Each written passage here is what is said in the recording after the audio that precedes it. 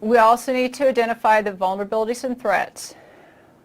We talked about what a vulnerability is, which is a weakness or a lack of a safeguard.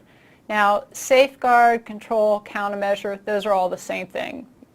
I don't know why we don't just use one word, but a safeguard, control, countermeasure, all the same thing.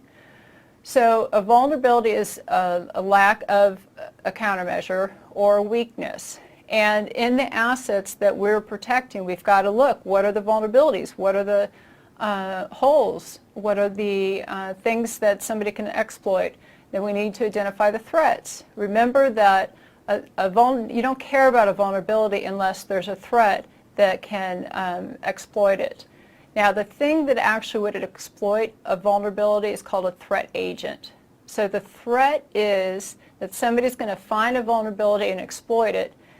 What actually does the act, what exploits the vulnerability, is a threat agent. So we need to go through and look at all the vulnerabilities, whether it has to do with physical security, malicious code, employees sabotage. That's a big thing within itself.